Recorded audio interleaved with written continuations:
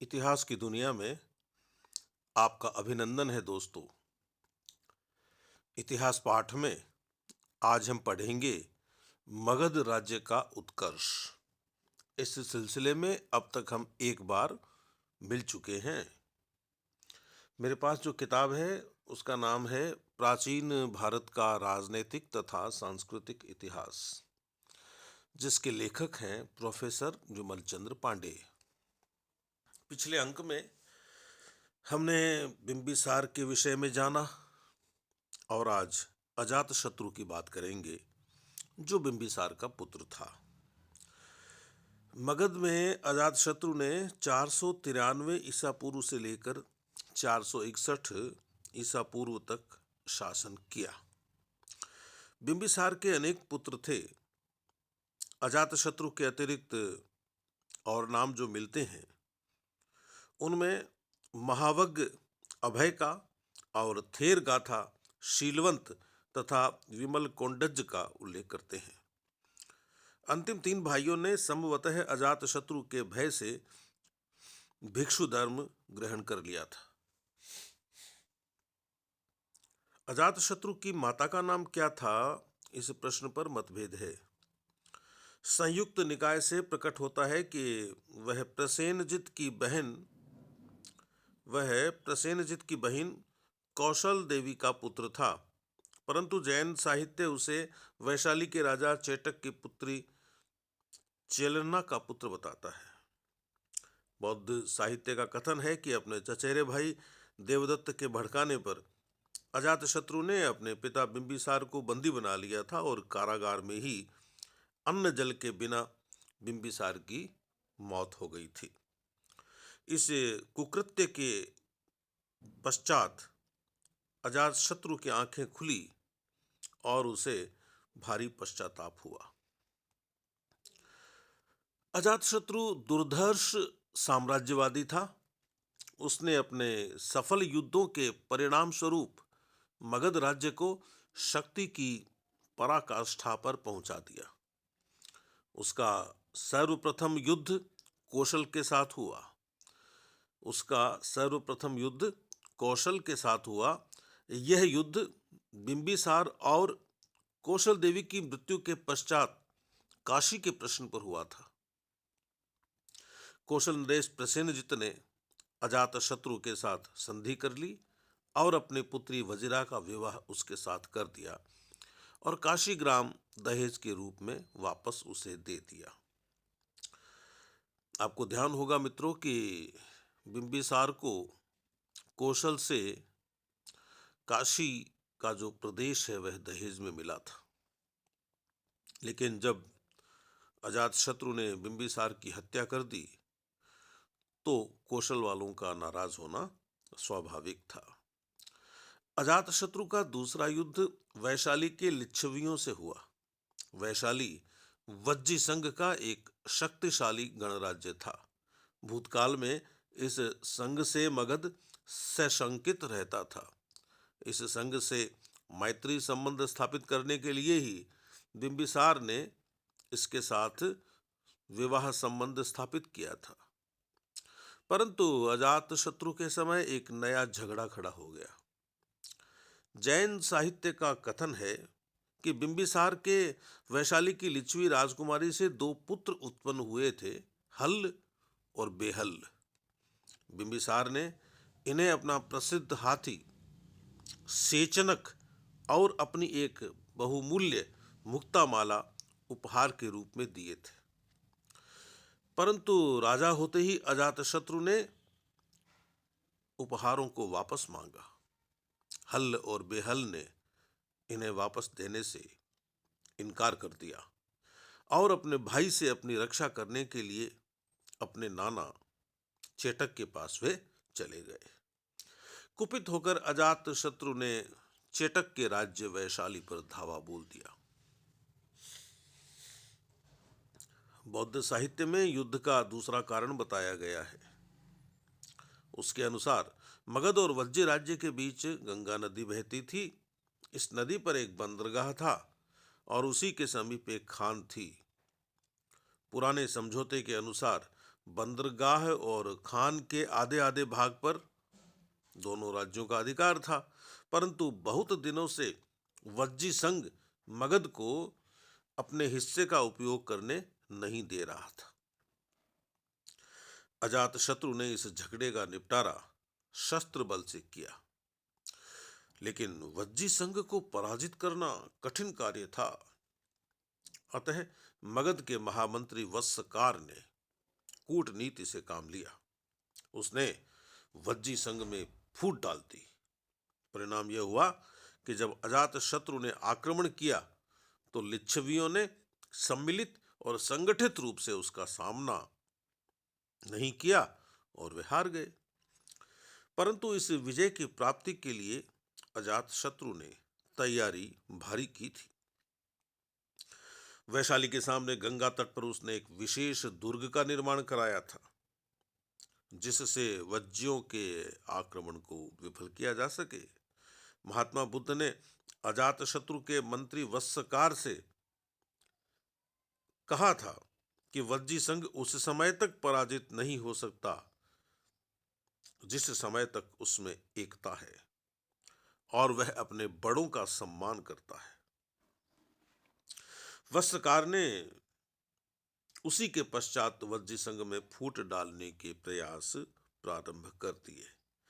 अजातशत्रु ने बड़ी सैनिक तैयारी की और अपनी सेना को रथ मशलों यानी चक्राकार घूम घूम कर मूसलों से प्रहार करने वाले रथ और महाशिलाकंटकों यानी शिलाओं की वर्षा करने वाले यंत्र से सुसज्जित किया। जैन ग्रंथ निर्यावली सुत्त का कथन है कि लिच्छवी राज चेटक ने अपनी सहायता के लिए काशी और कौशल के राजाओं को भी आमंत्रित किया था। डॉक्टर रायचौधरी का अनुमान है कि पूर्व में उल्लिखित कौशल युद्ध और यह वैशाली युद्ध अलग अलग घटनाएं नहीं थी। वास्तव में वे एक ही महायुद्ध के परिणाम थे।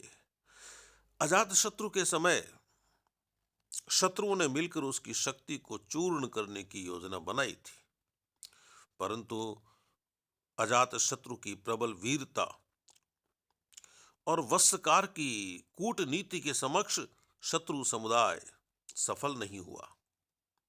इस युद्ध में वैशाली ने अजातशत्रु के विरुद्ध 9 मल्लों, काशी और कौशल का एक संघ बनाया था।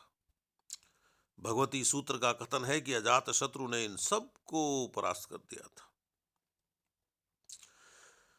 इस विजय के परिणाम स्वरूप अजातशत्रु ने वैशाली पर अपना अधिकार कर लिया। काशी प्राप्ति और अंग विजय के पश्चात वैशाली विजय के रूप में मगध ने साम्राज्य स्थापना की और तीसरा कदम उठाया।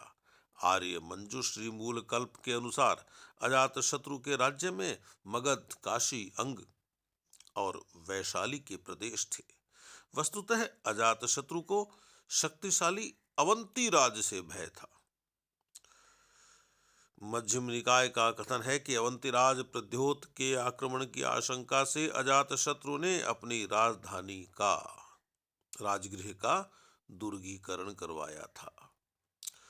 भास से प्रतीत होता है कि अजातशत्रु ने अपनी पुत्री पद्मावती का विवाह वत्स नरेश उदयन के साथ कर दिया था।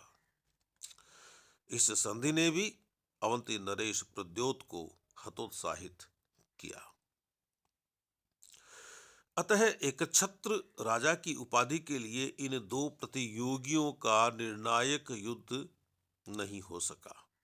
इस निर्णय के पूर्व ही अजातशत्रु की मृत्यु हो गई। अतः उसके उत्तराधिकारी को अवंती राज्य से लोहा लेना पड़ा। पुराणों के अनुसार अजातशत्रु ने 25 वर्ष तक शासन किया। पुराणों के अनुसार अजातशत्रु ने 25 वर्ष तक शासन किया, परंतु बौद्ध साक्ष्य उसका काल 32 वर्ष बताते हैं। स्मिथ के अनुसार इस अंतर का कारण यह है कि बौद्धों ने अजातशत्रु के चंपा में उपराजा के रूप में कार्य करने के 7 वर्ष की अवधि भी जोड़ दी है। अजातशत्रु के शासनकाल में ही दो युग प्रवर्तकों महावीर स्वामी और महात्मा बुद्ध को निर्वाण प्राप्त हुआ था। अजातशत्रु का धर्म यदि हम देखें तो प्रतीत होता है कि प्रारंभ में अजातशत्रु का झुकाव जैन धर्म की ओर था। जैन साहित्य में पितृहंता के रूप में अजातशत्रु की निंदा नहीं की गई है। जैन ग्रंथों का उल्लेख है कि अजातशत्रु अपनी पत्नी के साथ महावीर स्वामी के दर्शन के लिए वैशाली गया था और वहां उसने जैन शिक्षाओं तथा जैन भिक्षुओं की मुक्त कंठ से प्रशंसा की थी। प्रारंभ में अपने चचेरे भाई देवदत्त के कुप्रभाव से अजातशत्रु बुद्ध से ईर्ष्या द्वेष रखता था, परंतु अपने पिता की हत्या करने के पश्चात उसे भारी पश्चाताप हुआ और उसने महात्मा बुद्ध से अपने अपराधों के लिए माफी मांगी थी। कुछ साक्ष्यों से यह भी अनुमान लगाया जाता है कि अपने जीवन के उत्तरार्ध में अजातशत्रु का झुकाव बौद्ध धर्म की ओर हो गया था। महापरिनिर्वाण सूत्र के अनुसार महात्मा बुद्ध के दाह संस्कार के पश्चात अजातशत्रु ने उनके कुछ अवशेषों को लेकर राजगृह में उन पर एक स्तूप का निर्माण करवाया था। बुद्ध के निर्वाण के पश्चात बौद्धों की प्रथम संगीति के लिए अजातशत्रु ने व्यवहार की पहाड़ी की एक गुहा में एक सभा भवन बनवा कर दिया था। ईसा पूर्व द्वितीय शताब्दी के भरहुत लेख से प्रकट होता है कि महात्मा बुद्ध और अजातशत्रु की भेंट हुई थी। इस संबंध में अजातशत्रु भगवती बंदते लिखा हुआ मिलता है भरहुत के लेख में। अजातशत्रु के बाद शासक बना मगध का उदाइन, जिसने 461 ईसा पूर्व से लेकर 445 ईसा पूर्व तक शासन किया। पुराणों के अनुसार अजातशत्रु के पश्चात दर्शक मगध का राजा हुआ, परंतु बौद्ध और जैन साक्ष्य उदाइन को अजातशत्रु का पुत्र और उत्तराधिकारी बताते हैं। अधिकांश विद्वान इसी मत को स्वीकार करते हैं। फिर आखिर यह दर्शक कौन था? महावंश और दीपवंश में बिंबिसार वंश के अंतिम राजा नागदासक का उल्लेख है। भंडारकर दर्शक का समीकरण इसी नागदासक के साथ करते हैं। डॉक्टर रायचौधरी दर्शक को एक मांडलिक राजा मानते हैं जो बिंबिसार के समय राज्य कर रहा था। महावंश के अनुसार उदयी भट्ट यानी उदाई ने अपने पिता अजातशत्रु की हत्या करके सिंहासन प्राप्त किया था। मित्रों, अजातशत्रु ने अपने पिता की हत्या की, अजातशत्रु के पुत्र ने अजातशत्रु की हत्या की। राजनीति की इस प्रकृति को हमें समझना होगा। सत्ता के लिए कुछ भी किया जा सकता है, यह आज का सच नहीं है, यह हमेशा का सच है। उदाई की बात कर रहे थे अपन, उदाई या उदाइन। डॉक्टर जायसवाल इस कथन पर विश्वास नहीं करते कि अजातशत्रु की हत्या उदाइन ने की थी। उनका तर्क है कि गार्गी संहिता में उदाइन के लिए धर्मात्मा शब्द का प्रयोग किया गया है, अतः वह पितृघाती नहीं हो सकता। परिशिष्ट पर्वन, गार्गी संहिता और वायु पुराण के अनुसार उदाइन ने नई राजधानी पाटलिपुत्र की स्थापना की थी। साम्राज्य विस्तार के साथ व्यापारिक, सैनिक और प्रशासनिक दृष्टि से अधिक उपयुक्त राजधानी की जरूरत थी, इसलिए पाटलिपुत्र की स्थापना की। पाटलिपुत्र की स्थापना गंगा और सोन नदी के संगम पर हुई। यह प्रत्येक दृष्टि से राजगृह की अपेक्षा अधिक उपयुक्त थी। परिशिष्ट पर्वन के अनुसार राजगृह को अवंती से खतरा था। पुनः कौटिल्य के मतानुसार राजधानी नदियों के संगम पर ही होनी चाहिए। उदाइन भी अपने पिता के समान साम्राज्यवादी शासक प्रतीत होता है। स्थविरावलिचरित का उल्लेख है कि कि उसने एक पड़ोसी राज्य पर आक्रमण किया और उसके राजा को मार डाला। राजा के पुत्र ने अवंती की राजधानी उज्जैनी में शरण ली। कालांतर में उस राजकुमार ने जैन साधु का वेश धारण किया और पाटलिपुत्र में जाकर धोखे से सोते हुए उदयन की हत्या कर दी। इस प्रकार उसने अपने पिता की हत्या का बदला ले लिया। इस समय मगध राज्य के मुकाबले में अवंती का राज्य सिर उठाए खड़ा था। कथा सरित सागर और आवश्यक कथानक से प्रकट होता है कि इस समय तक अवंती ने संभवतः वत्स राज्य को भी अपनी छत्र छाया में कर लिया था। उदयन के विरुद्ध उपयुक्त राजकुमार को शरण देकर अवंती के राज्य ने सूचित कर दिया था कि साम्राज्य स्थापना के लिए वह मगध राज्य से लोहा लेने के लिए निरंतर उद्यत है, जिन राजकुमारों की बात अपन कर चुके हैं पहले। परंतु उदयन के समय में भी मगध और अवंती का निर्णायक युद्ध न हो सका। पुराणों का कथन है कि उदयन ने 33 वर्ष तक शासन किया, परंतु महावंश उसका काल केवल 16 वर्ष बताता है। जायसवाल ने पटना की यक्ष मूर्ति को उदय की मूर्ति बताया है। आवश्यक सूत्र का कथन है कि उसने राजधानी में एक जैन चैत्यगृह बनवाया था। संभवतः उदयन जैन था। यदि हम उदयन के उत्तराधिकारियों की बात करें तो 412 ईसा पूर्व तक उसके उत्तराधिकारियों के नाम मिलते हैं। पुराण कहते हैं कि नंदीवर्धन और उसके पश्चात महानंदिन उत्तराधिकारी हुए। दीपवंश और महावंश में अनिरुद्ध, मुंड और नागदासक के नाम मिलते हैं। और ये लिखा हुआ है कि इन तीनों ने गद्दी अपने पिता को मारकर ही हासिल की थी। दिव्यावदान में मुंड और फिर काकवर्ण का उल्लेख है। इस प्रकार परस्पर विरोधी मतों के साथ उदयन के पश्चात मगध का उत्तराधिकार क्रम असंदिग्ध रूप से निश्चित नहीं किया जा सकता। तो मित्रों, यह था आज का इतिहास पाठ। नमस्ते।